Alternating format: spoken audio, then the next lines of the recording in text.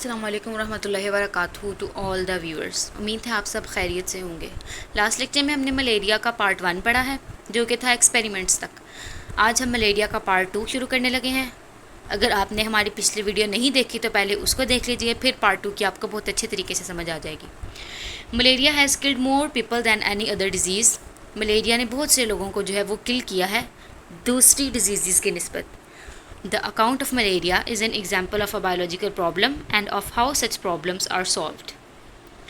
Next biological problem was to learn how plasmodium gets into the blood of man.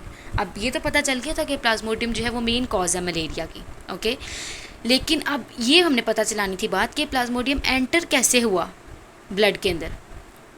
Biologist were having following observations. अब biologist की इस पे क्या ये hypothesis बनी थी, ये एक क्वेश्चन अराइज हुआ था, इस पे क्या ऑब्जर्वेशंस थी। Next, malaria is associated with marshes. या तो मलेरिया जो है वो गंदे इलाकों के साथ एसोसिएट कर रहा है, मिल रहा है, या फिर drinking water of marshes does not cause malaria. अब उनको समझ नहीं थी आ रही कि मलेरिया मार्शी एरियाज़ की वजह से हो रहा है या मार्शी एरियाज़ का जो पानी है वो मलेरिया को कॉज कर रहा है कि नहीं कर रहा है। ये दो थी चीज़ें।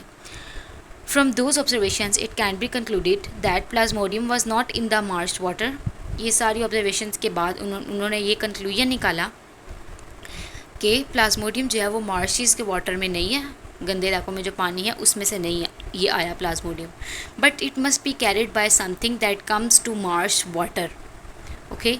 लेकिन ये कुछ ऐसी चीज़ से आया जो मार्श वाटर, जहाँ से मार्श वाटर आ रहा है, जहाँ से गंदा पानी आ रहा है, वहाँ से कोई चीज़ है, कोई हवा में आ गया है, जैसे मलेरिया मतलब बैड एयर, हवा से आ गया तो वहाँ से आया ये। इन 1883 a physician A.F.A. King listed 20 observations, some important observations of King were। अब 1883 में एक फिजिशियन था, ठीक है, तब फिजिशियंस ही होते थे। A.F.A. किंग, उसने 20 ऑब्जर्वेशंस जो हैं वो ऑब्जर्व की थी, उनमें से कुछ इंपॉर्टेंट है वो ये है।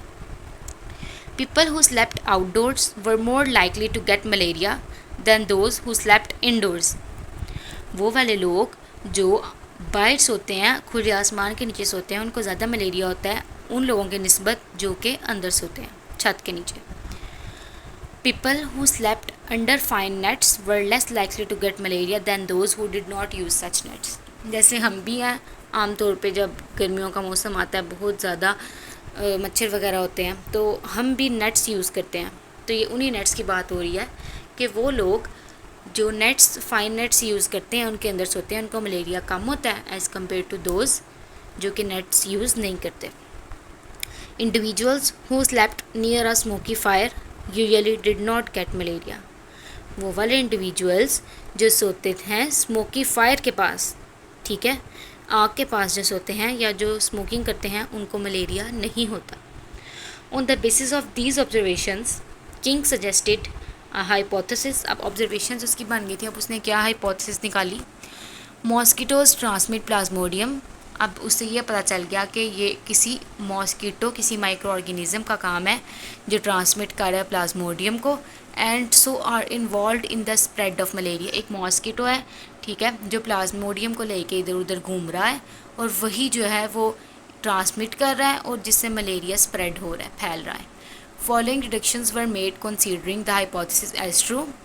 If mosquitoes are involved in the spread of malaria then. अब वो कह रहा है कि डिडक्शंस बनाने के लिए हमें ही इस हाइपोथेसिस को ट्रू कंसीडर करना पड़ेगा थोड़ी देर के लिए। Plasmodium should be present in mosquitoes. अब उसने क्या कंक्लूजन निकाली, डिडक्शंस क्या निकली हैं कि प्लाज्मोडियम जो है वो प्रेजेंट होना चाहिए मॉस्किटोज के अंदर, फिर ही ऊपर वाली हाइपोथेसिस जो है वो ट्रू होगी। या फिर a mosquito can get plasmodium by biting a malarial patient. या तो अब दो रिज़ल्ट निकाले हैं, या तो प्लाज्मोडियम जो है वो मॉस्किटोज़ के अंदर होना चाहिए, या फिर जो मॉस्किटो है वो प्लाज्मोडियम मॉस्किटो के अंदर कैसे आ सकता है जब वो किसी मलेरियल पेशेंट को बाइट करेगा। In order to test the above deductions, Ronald Ross एक और साइंटिस्ट था, वो एक ब्रिटिश आर्मी फिजिशियन था working in India in 1880, performed important experiments. He allowed a female Anopheles mosquito to bite a malaria patient। एक female mosquito थी, उसका नाम था एनोफिलीज मॉस्किटो, वो फीमेल थी, उसने उसको अलाउ किया कि वो बाइट करे एक मलेरियल पेशेंट को। He killed the mosquito some days later and found plasmodium multiplying in mosquito's stomach.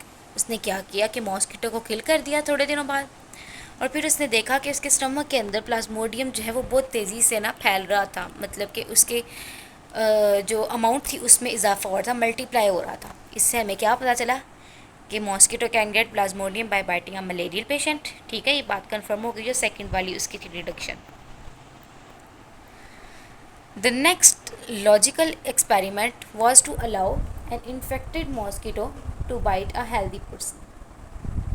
Next क्या था, एक लॉजिकल एक्सपेरिमेंट क्या था नेक्स्ट वाला, was to allow an infected mosquito, एक इन्फेक्टेड मॉस्किटो जिसके पास प्लाज्मोडियम था, जिसने मलेरियल पेशेंट को काट के तो फिर उसके अंदर से प्लाज्मोडियम लिया था, उसको उन्होंने अलाउ किया कि वो एक हेल्दी पर्सन को काटे। अब अगर हाइपोथेसिस ट्रू होती पहली वाली कि प्लाज्मोडियम जो है वो मॉस्किटो के अंदर है, अगर ऐसा होता तो हेल्दी पर्सन जो है उसको मलेरिया हो जाना चाहिए था। But scientist avoid using human beings for experiments when results can be so serious. अब साइंटिस्ट जो थे वो ह्यूमन बींग्स को इतना यूज़ नहीं थे करते ताकि ये ना हो कि जो ह्यूमन बींग्स हैं उनका कोई ज़्यादा नुकसान हो जाए। अब रोनाल्ड रोस ने क्या किया, उसने स्पैरोज़ पे एक्सपेरिमेंट किया। उसने एक फ़ीमेल क्यूलेक्स मॉस्किटो था, उसको उसने अलाउ किया कि वो बाइट करे स्पैरोज़ को जो कि मलेरियल थे। Some of the mosquito were killed and studied at various times. अब कुछ मॉस्किटोज उसने अंदर से किल कर दिए और फिर किसी मॉस्किटो को उसने 2 दिनों बाद स्टडी किया, किसी को 10 दिनों बाद, किसी को 20 दिनों बाद, किसी को महीने बाद, various times, different times. Rose found that Plasmodium multiplied in the walls of mosquito's stomach and then moved into mosquito's salivary glands.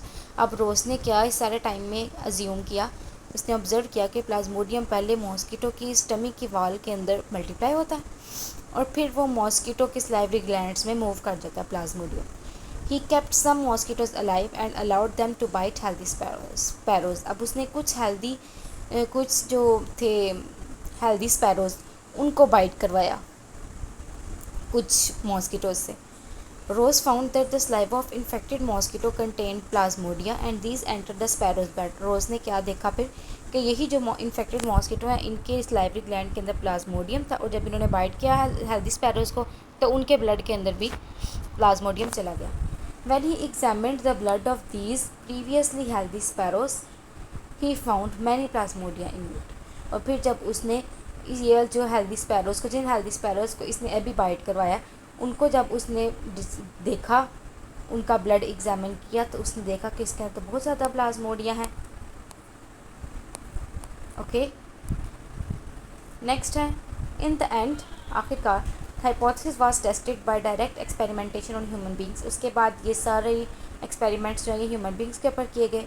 1898 में एक इटालियन बायोलॉजिस्ट था, उसने अलाउ किया था एक एनाफोरीज मॉस्किटो को कि वो बाइट करे मलेरियल पेशेंट को। मॉस्किटो जो है उसको रखा गया था फ्यू डेज़ के लिए और फिर उसको अलाउ किया गया कि वो एक हेल्दी पर्सन को काटे, लेकिन उस बंदे को बाद में मलेरिया हो गया, जिससे हमें पता चल गया कि मलेरियल पेशेंट से जब उसने काटा थोड़े दिनों उस मॉस्किटो को रखा ताकि प्लाज्मोडिया अच्छी तरह मल्टीप्लाई हो जाए।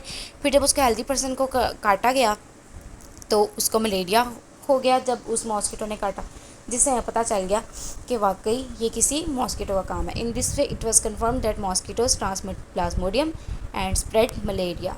ओके, नीचे आपको नज़र आ रहा होगा उसकी बस एक पिक्चर सी है कि रोनाल्ड रोस है और ये it is Aedes mosquito which transmits dengue fever. ये एक इंफॉर्मेशन है, ये आपने याद रखनी है। See how it is different from Anopheles. Okay, ये एनाफिलीज है, ये क्यूलेक्स है। एनाफिलीज जो है वो उसका मैन पे किया गया एक्सपेरिमेंट और जो क्यूलेक्स है उसका स्पैरोस पे किया गया। आज का लेक्चर यहीं तक, कल तक के लेक्चर के लिए अल्लाह हाफ़िज़।